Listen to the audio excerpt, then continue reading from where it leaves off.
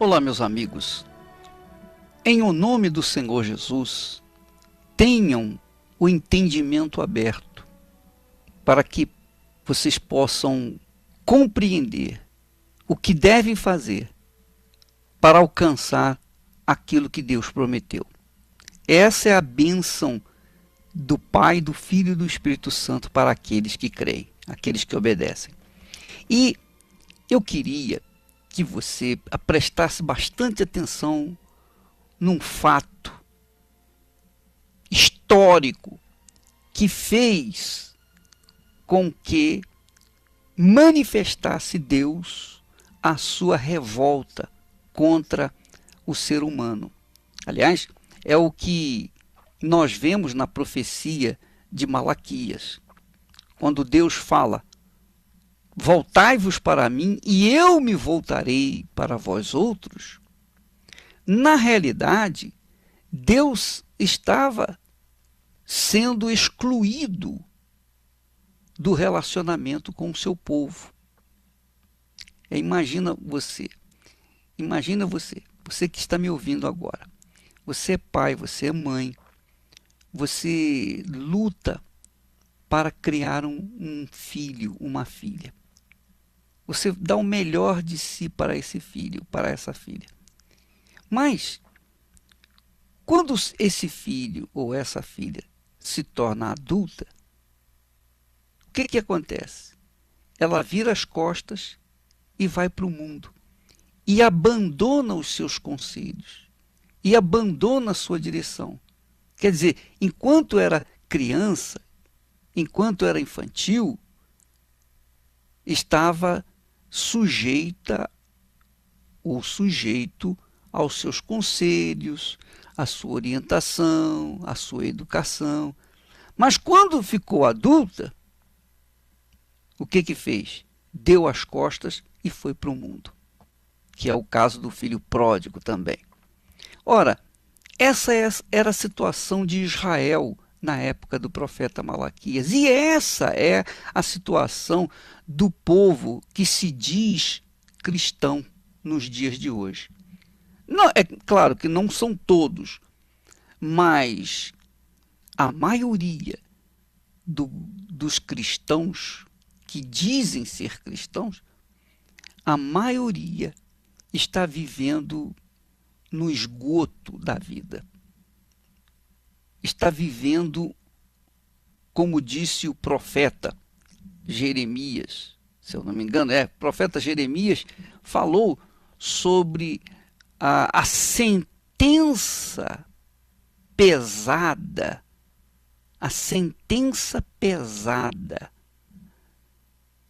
que foi enviada por Deus para os falsos profetas, os falsos sacerdotes, os falsos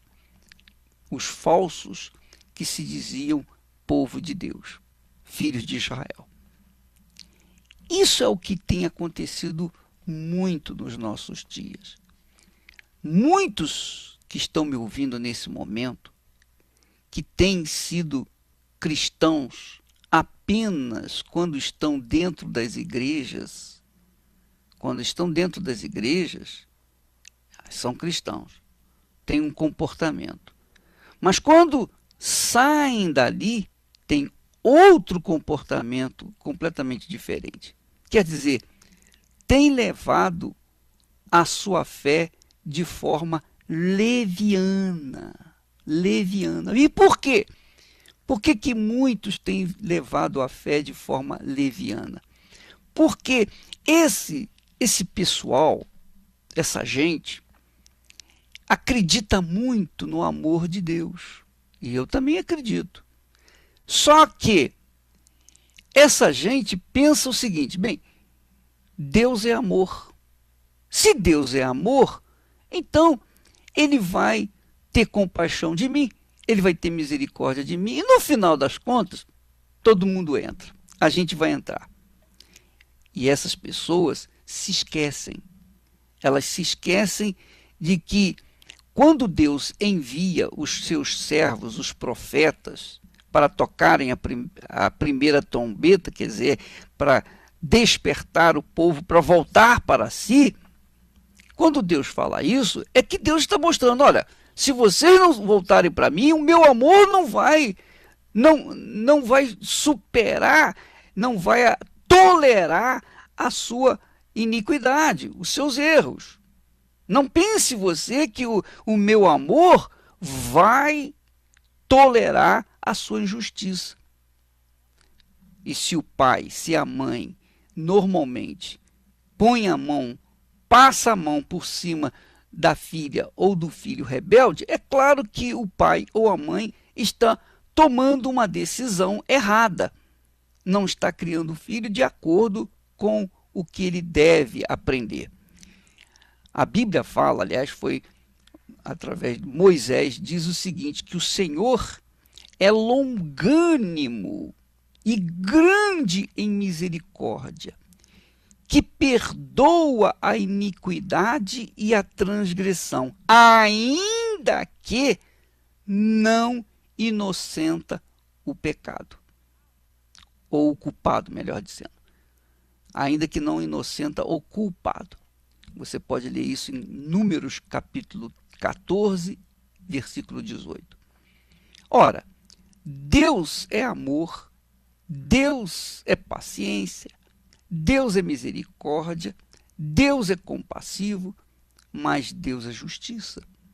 Deus é justiça. Então muita gente não tem levado a sério a sua fé cristã, justamente porque se apoia naquele versículo, Deus é amor, Ele é amor, não tenho dúvida disso, mas é justiça também, é justiça.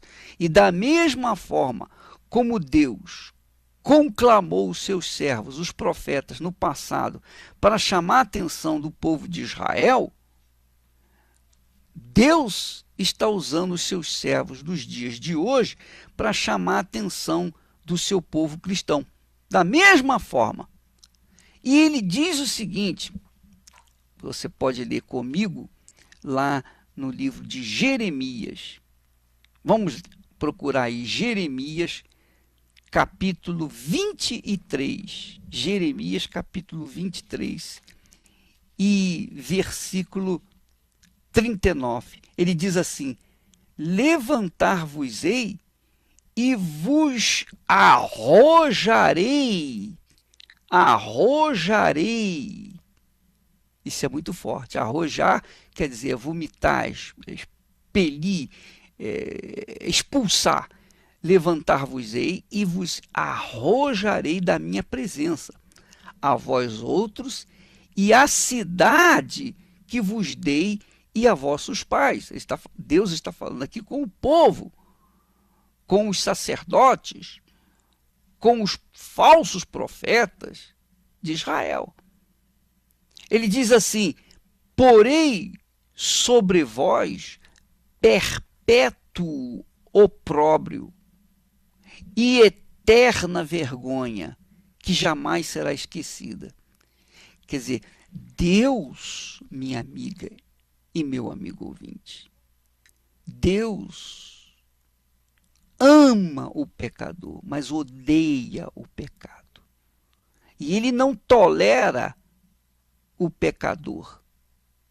Ele ama o pecador, mas Ele não tolera o sujeito, a pessoa que vive no pecado. Quando a pessoa volta-se para Deus, a primeira coisa que ela faz, você pode verificar, é ser fiel no dízimo e na oferta. É ou não é? Primeira coisa que ela faz é construir o altar para ofertar a Deus. O altar dentro de si. Então, enquanto ela estiver com o seu relacionamento com Deus mal, obstruído, então ela é infiel nos dízimos, ela é infiel nas ofertas. Por isso que Deus fala através de Malaquias, tornai-vos para mim e eu me tornarei para vós outros. E vocês perguntam, como que nós podemos voltar para ti? Aí ele diz, nos dízimos e nas ofertas. Porque os dízimos e as ofertas são um princípio. E Deus pede justamente os dízimos e as ofertas para começar um relacionamento com o pecador. Começar uma nova... Porque você sabe, os dízimos são um sinal da aliança com Deus, casamento com Deus. Primeira coisa que a gente faz é ser dizimista, tirar as primícias da nossa renda e colocar no altar. Porque isso faz com que tenhamos uma comunicação, uma comunhão com Deus, um compromisso com Deus. Da mesma forma, quando nós nos casamos, aqui embaixo na terra, a gente dá a vida um para o outro, coloca uma aliança na mão e vai viver juntos, um para o outro. Não é assim? Quer dizer, sujeito a uma regra estabelecida pelos dois. Os dois seguem aquela regra. Ora, quando Israel quebrou essa regra, o que aconteceu? Ele foi para o exílio. Ele foi feito escravo novamente. Ele era escravo lá no Egito. Deus o tirou da escravidão, trouxe para sua terra, colocou numa terra própria, prosperou, fez-o rico, mas ele se voltou contra Deus. Ele começou a andar na prostituição, a andar na idolatria, a amar mais Baal do que o próprio Deus. E, obviamente, por conta dos seus pecados, ainda que Deus o amasse, Deus foi obrigado a levantar um inimigo que o levasse para o exílio, como foi o caso de Nabucodonosor, que era rei, era imperador da Babilônia, levou cativo o povo de Israel para a Babilônia. Por quê? Porque esse povo era de Deus, ou era escravo, veio a ser livre da sua escravidão, veio para a terra prometida, foi próspero, foi abençoado, mas se voltou contra Deus, seguindo aos Baalins, a Baal, seguindo as idolatrias, amando mais a criatura do que o Criador. E quando Deus fala para esse povo voltar para ele institui, ele estabelece a condição, olha, você volta para mim, mas para você voltar para mim, você tem que ser dizimista e ofertante. E por que ele pede o dízimo e a oferta? Primeiro, porque os dízimos são as primícias da nossa renda, que significa que ele torna-se o primeiro em nossas vidas. Mas, além disso, o dinheiro tem sido o Deus desse mundo. A humanidade é idólatra com respeito ao dinheiro. Na época de Jesus, era Mamon. Chamava-se Mamon. Jesus falou, vocês não podem servir a Deus e a Mamon, que quer dizer ao dinheiro. Então Deus pede justamente aquilo que toca no bolso humano. E aí, se a pessoa é fiel a ele, ela vai provar para ele. Ela vai provar para si mesma que ela não é idólatra, que ela tem o Senhor como o primeiro na sua vida. Você, por exemplo, pode me entender melhor? Eu li no R7, o único noticiário que eu vejo é no R7. Então lá no R7 estava escrito, estava mostrando que uma mãe teve o seu filho e jogou na lixeira, jogou lá no monturo de lixo, num lixão aí.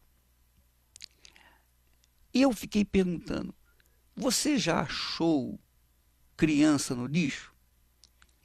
Talvez você não tenha achado, mas você já ouviu falar sobre isso. A pergunta seguinte que eu faço é a seguinte: você já achou dinheiro no lixo? Pacote de dinheiro no lixo? Não.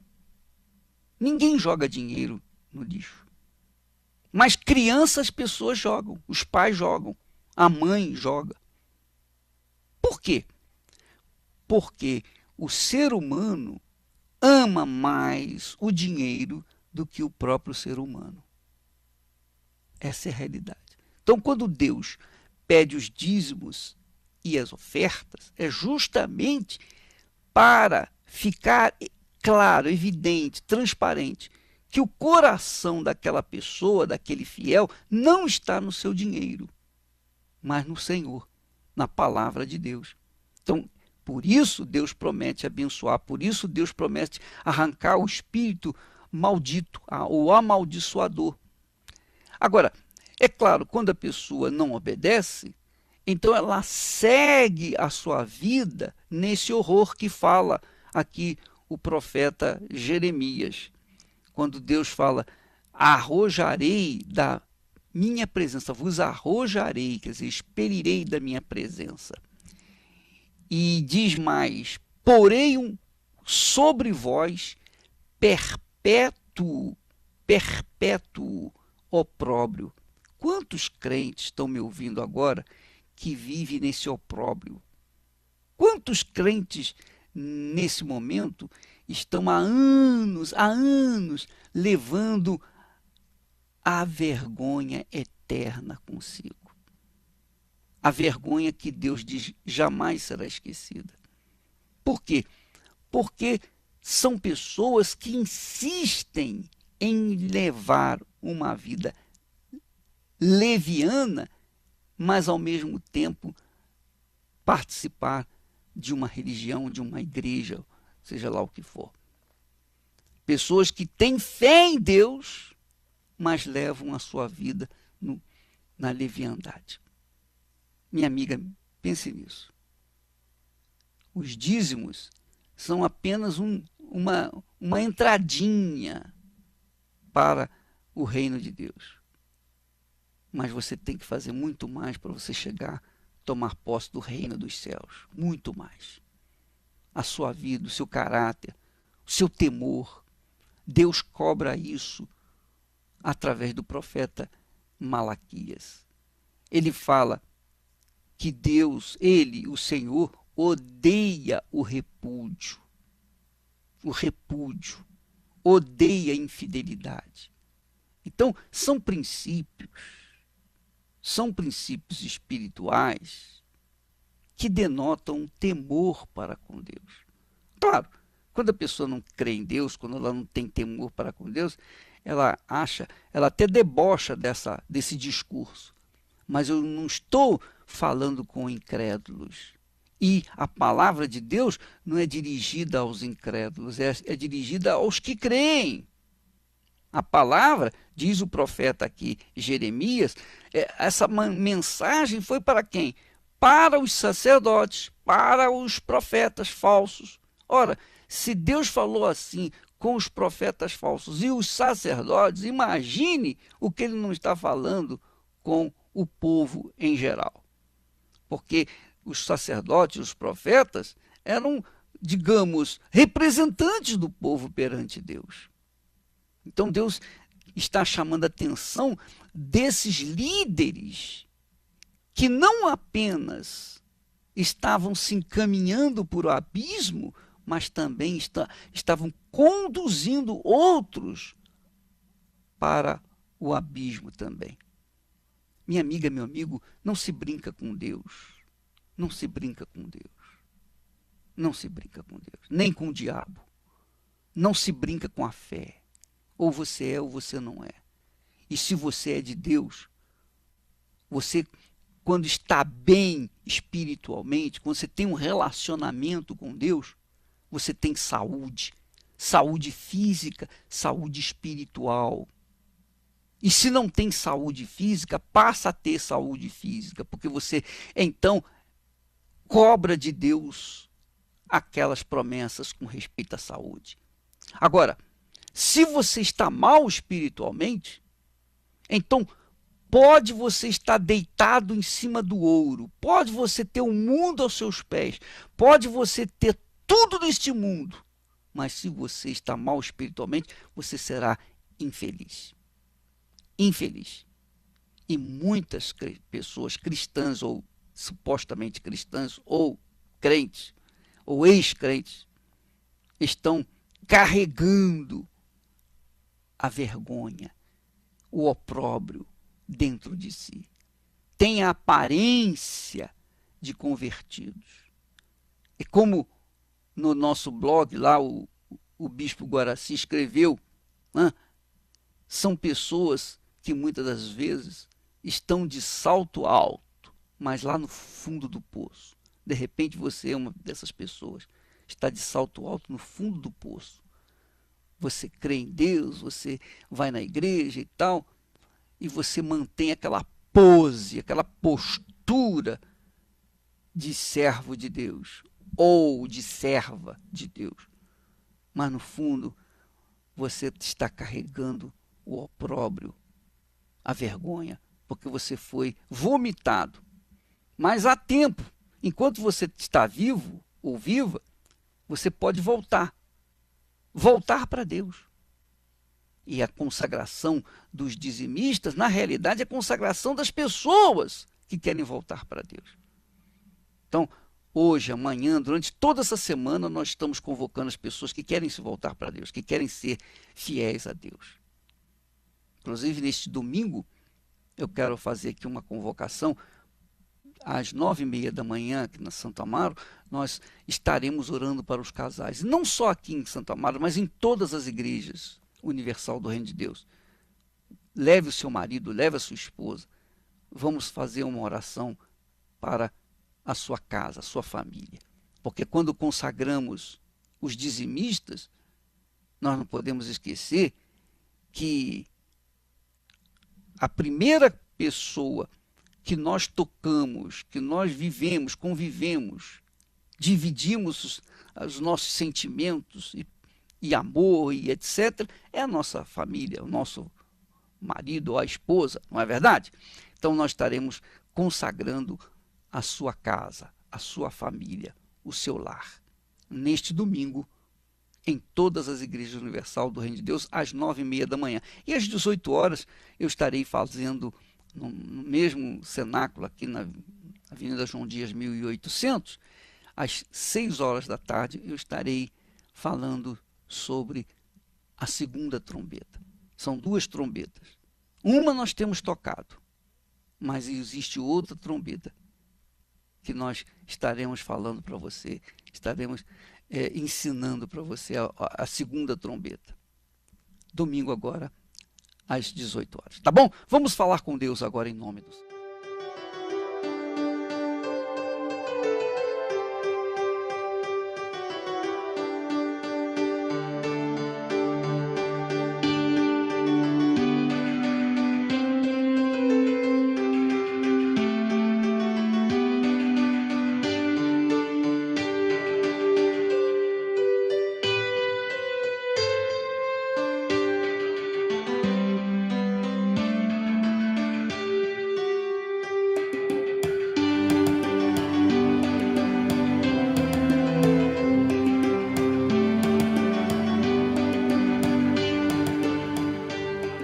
Meu Senhor e Pai, meu amado Pai, meu Deus, eu te louvo e agradeço pelo privilégio que tenho de profetizar a tua palavra, de ensinar os teus estatutos, os teus mandamentos. E eu não espero, sinceramente, que todos venham praticar. Não, eu não espero isso. Mas eu espero que as pessoas tenham consciência do que o Senhor manda falar. E aí elas decidem por si mesmas, porque cada um de nós tem o poder de escolher, o poder de optar entre obedecer e o desobedecer. E nós passamos para as pessoas essa consciência para fazê-las, então, tomar a decisão certa. Espírito Santo, eu quero te pedir por essas pessoas que estão me ouvindo e que talvez estejam caídas, são ex-pastores, ex-bispos, ex-esposas, ex-crentes, ex-convertidos, ex-cristãos, enfim, são muitos eles. Eu te peço, Espírito Santo, que neste momento o Senhor venha ao encontro dessas criaturas. Muitos ex, muitos, infelizmente. Mas o Senhor não quer isso, porque o Senhor ama e o Senhor os quer de volta, não é verdade? Da mesma forma como o Senhor usou os teus servos profetas no passado, o Senhor está usando os teus servos profetas nos dias de hoje. E o mesmo Espírito que estava neles, nos servos do passado, está sobre nós. E a mesma vontade, o mesmo desejo teu de tê-los juntos de si. Ó meu Pai, eu te peço então, penetra o teu poder neste coração tão enganador, este coração que tem sido tão perverso, que tem conduzido essa criatura por caminhos maus. Estende a tua mão, meu Deus, para libertar esse coração preso, esse espírito imundo que atormenta, que atua nesse coração, seja arrancado agora. O espírito das trevas, o espírito do engano, o espírito do medo, da covardia que está dentro desse coração, esse espírito que tem conduzido essa vida, seja amarrado, seja acorrentado agora. Em nome do meu Senhor Jesus, eu os acorrento. Sejam impedidos de manifestarem e saiam do corpo, saiam deste peito agora.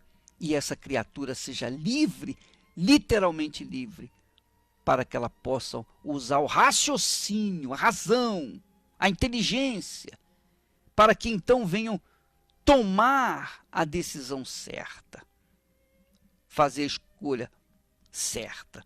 Eu peço, Espírito Santo, penetra o teu poder, então confirma esta oração, esta profecia no coração dos sedentos, dos sinceros, dos que querem, dos que estão dispostos a pagar o preço para seguir o nosso Senhor Jesus Cristo. Eu te peço e te agradeço em nome do Senhor Jesus, e todos que creem digam amém e graças a Deus.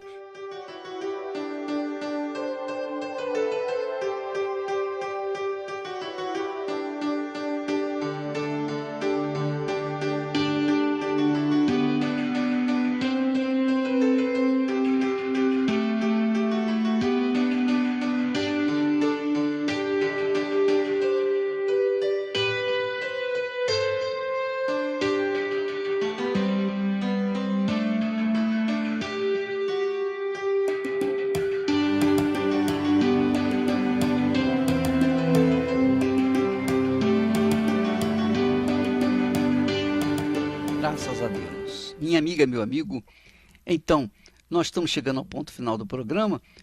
Eu quero fortalecer essa ideia. Domingo pela manhã, além de estarmos consagrando os dizimistas, estaremos fazendo uma oração especial para o casal, especial para você. Traga seu marido, traga sua esposa, seu companheiro, sua companheira, pessoa que realmente você já está, não casou, mas você está convivendo com ela há muitos anos. Você é aquela pessoa que decidiu não casar por conta dos papéis, por conta de benefícios que você tem do governo e que, se você casar, vai perder esses benefícios. Então, o casamento, nós vamos falar mais a respeito disso domingo. Domingo agora às 9h30 da manhã.